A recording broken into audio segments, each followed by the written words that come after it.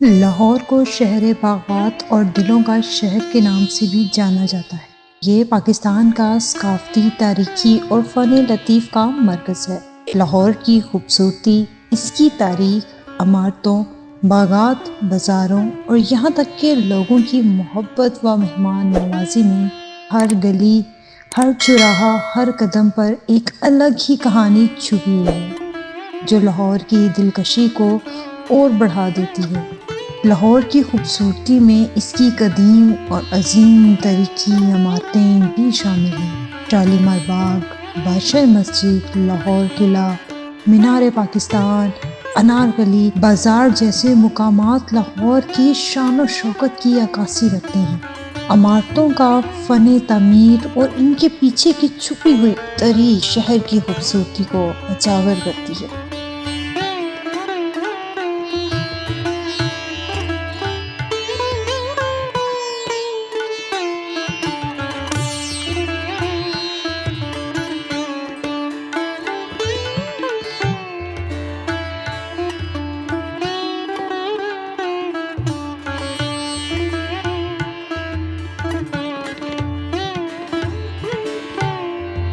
انارکلی بازار لاہور کا ایک معروف اور تاریخی بازار ہے، جو شہر کا ایک مرکز میں واقع ہے۔ اس بازار کی تاریخ بہت پرانی ہے۔ اس کی بنیاد مغل دور میں رکھی گئی تھی۔ انارکلی کا نام ایک مشہور داستان سے جڑا ہوا ہے، جو ایک خوبصورت رقاصہ انارکلی کی کہانی پر مبنی ہے۔ کہا جاتا ہے کہ انارکلی مغلیہ دربار کی رقاصہ تھی، جس پر شہزادہ سلیم جو عاشق ہوا کرتے تھے۔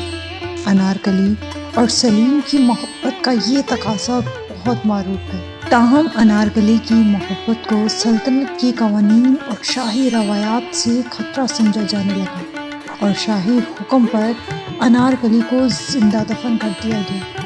اس کے بعد اس مقام پر ایک بازار آباد ہوا، جو کہا جاتا ہے انارکلی بازار۔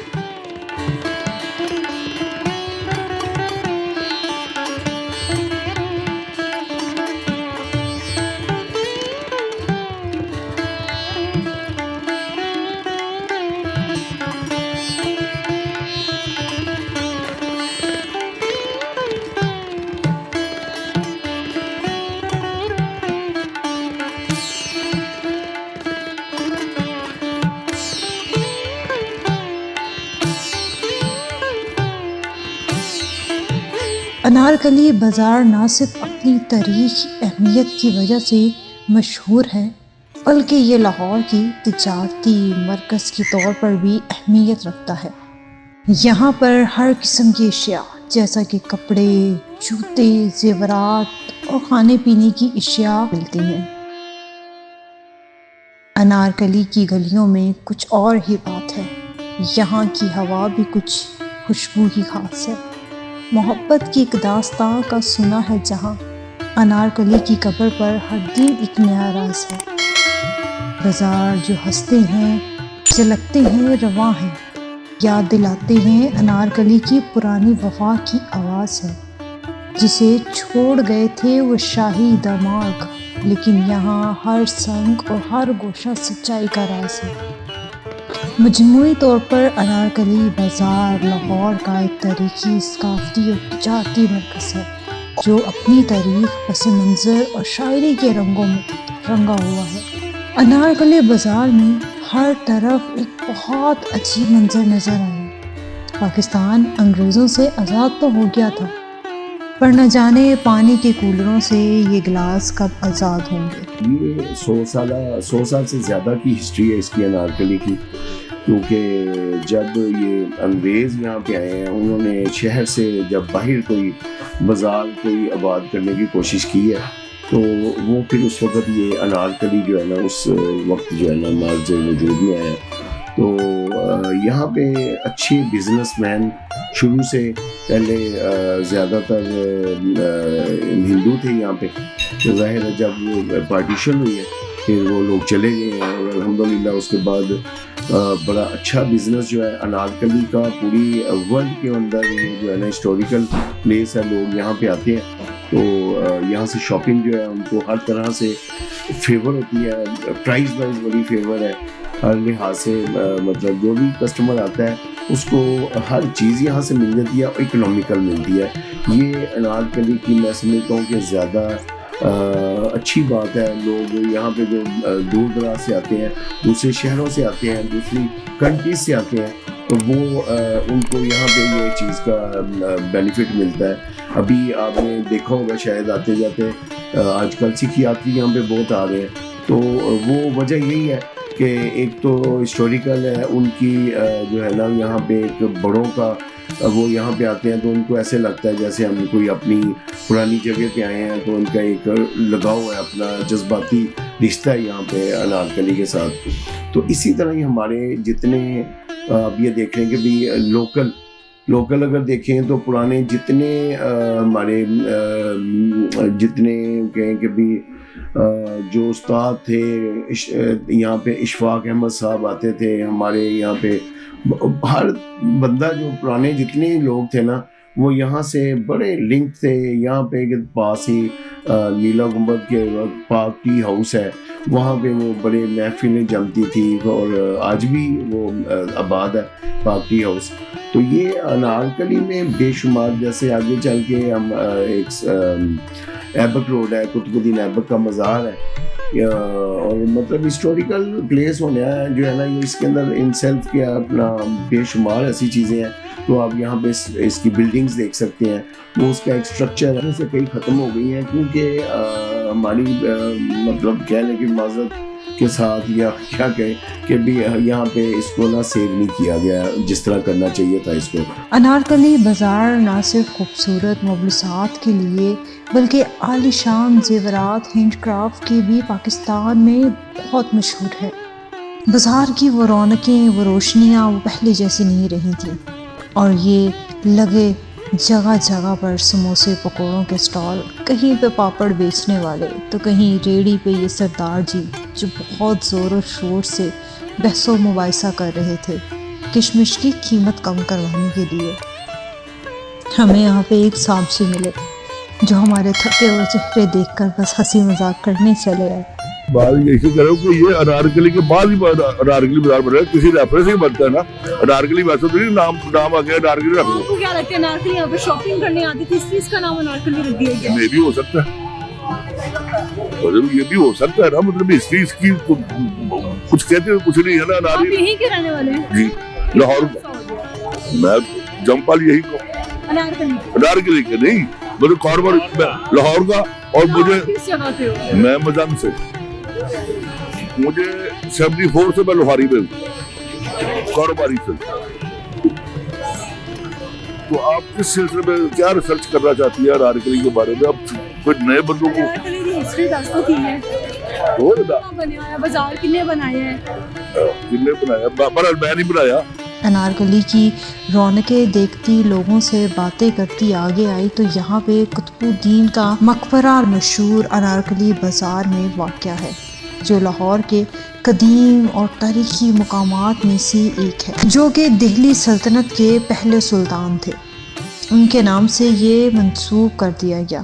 قطب الدین ایبک جو کہ ایک ترک غلام تھے, 1206 عیسوی میں دہلی سلطنت کی بنیاد رکھی.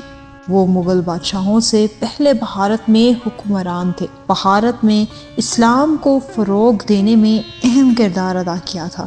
ان کی حکمرانی کا آغاز دہلی میں ہوا, لیکن ان کا یہ مقبرہ لاہور میں انارکلی میں واقع ہے. قطب الدین ایبک کا مقبرہ ایک خوبصورت اور شاندار عمارت جو کہ مغلیہ فن و تعمیر کی نمایاں مثال پیش کرتا ہے. یہ مقبرہ اس بات کی نشاندہی کرتا ہے کہ وہ ایک عظیم اور تاریخی حکمران تھے.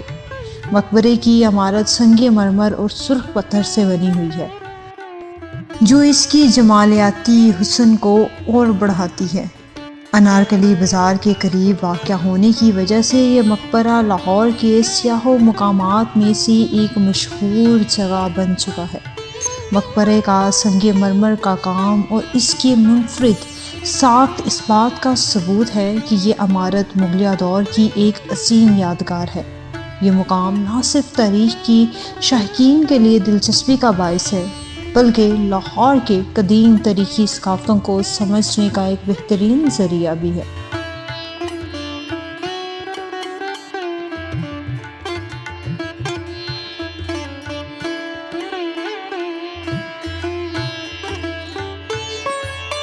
ایک صاحب جو دعا کے لیے یہاں آئے تھے بات کرتے کرتے کچھ بازار کی رونقوں پر روشنی ڈالنے لگے۔ یہ جو قطب الدین ایبک کا مزار ہے یہ بھی اسی طرح سے ہے، یہاں پہ لوگ آ جاتے ہیں، اور یہ خاصا پرانا ہے، یہ دوبارہ ریکنسٹرکٹ ہوا ہے، یہ خراب ہو گیا تھا، یہاں پہ لوگوں نے کافی کوڑا وغیرہ پھینک دیا، یہ ساری مارکیٹ یہ ختم ہو گیا تھا یہ۔ اس کے بعد آئی تھنک یہ میاں صاحب کی گورنمنٹ آئی تھی، بازار بھی ہے کوئی، اردو بازار ہے، جو اردو بازار ایکچولی پرانا ہے، جو رنجیت سنگھ کی فوج تھی اس کے تناسب سے اردو بازار اس کا نام ڈالا گیا تھا۔ جو انٹیریئر لاہور تھا وہ الگ تھا، اور یہ اردو بازار ایکچولی فوج کے لیے تھا، یہاں فوج کا سامان اس ٹائپ کی چیزیں اور ان کی رہائش گاہیں تھیں، ان کی جو فوجی تھے، جو ہم نے پڑھا ہے اس میں آتا سارا۔ تو پہلے زمانے کی ابھی بھی یہاں پہ چیزیں پڑی ہوئی ہیں مغلیت ہوتی ہے، بازار ہے اس کا کچھ ملتا اور تھوڑا بہت۔ دیکھیے یہ اب یہاں پہ یہ اینٹیک ڈور لگا ہوا تھا اس میں، تو یہاں پہ آپ جائیں گے بہت ساری، اس کے بالکل بیک پہ ایک بہت خوبصورت کا دیکھ رہا تھا، بڑے خوبصورت جو پرانی حویلی ہے، آئی تھنک کہ وہ مغلس کی ہے یا رنجیت سنگھ کے زمانے کی۔ رنجیت سنگھ کے زمانے میں یہ بہت کام ہوا اس میں لاہور میں، ابھی وہ بند پڑی ہے؟ نہیں بند نہیں ہے، لوگ رہ رہے ہیں، کام کر رہے ہیں اپنا، اسی طرح سے ہے، کیئر نہیں ہے، بس پرانی ہو رہی ہیں چیزیں، استعمال ہو رہی ہیں۔ اگر آپ ان کے اوپر دیکھیں گے تو آپ کو پرانے دروازے، پرانی اسٹرکچر، پرانی بلڈنگ نظر آئیں گی، پرانے جھروکے نظر آئیں گے، وہ سارے اسی بات کی عکاسی کرتے ہیں کہ یہ اتنا پرانا بازار ہے۔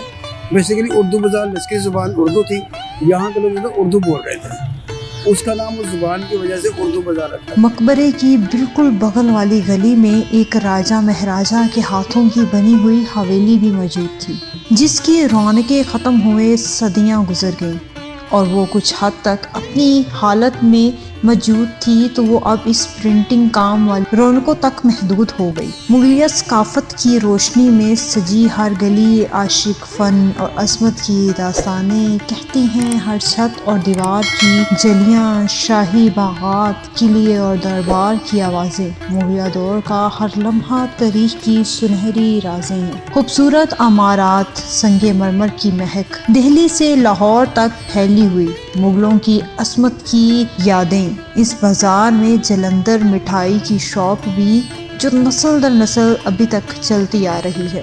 یہاں پہ ہمیں ایک ایسی شاپ بھی ملی جہاں پر بہت خوبصورت کتوں کی نمائش کی گئی تھی۔ ان بھائی صاحب سے جب بات کی تو ان کی باتوں نے دل خوش کر دیا۔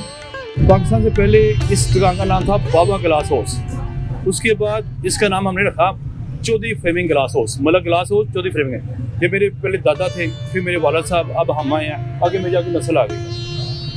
یہ چوتھی پیڑھی، جیسے پیڑھی ہے پنجابی میں پیڑھی، ہم اس میں ہیں، یہ ہسٹوریکل دکان ہے، ہاں جی، نسل در نسل آ رہی ہے۔ اور الحمدللہ مجھے پوچھے ناکی متعلق، ناکی یہ فیمس بازار آف ایشیا، یہ ہم اپنی بی اے کتابیں پڑھا کرتے تھے، حقیقت بھی یہی ہے۔ جیسے یہ نا مغلوں کا دور، جب بعد انگریزوں نے جو نئے نئے بازار بنائے تھے، لاہور میں بس یہی بازار تھا، اس کے علاوہ کوئی بازار نہیں تھا۔ باقی سوسائٹیاں تھیں، مالٹن ہو گیا، ٹاؤن شپ مجھے ڈالتے تھے، بازار یہی تھا، یا شادمی تھا، وہ مارکیٹ اور تھے، یہ فیمس بازار یہی تھا۔ اس میں ناگنی میں ہسٹوریکل میں ایک مقبرہ ہے، قطب الدین ایبک کا مزار ہے اس میں ٹھیک ہے۔ یہ پاکستان سے پہلے یہاں ایک قبرستان ہوا کرتا تھا اور 3-4 مندر ہوتے تھے، وہ مندر تو خیر وہ اب نہیں ہے، وہ ختم ہو گیا۔ فن کی دنیا میں ہر رنگ کی ایک کہانی ہے، ہر لکیر اور ہر تصویر میں ایک روحانی ہے۔ خوابوں کو حقیقت میں بدلتا ہے یہ فن، جو دکھائی نہ جانے والے راستے وہی روشن کرتا ہے۔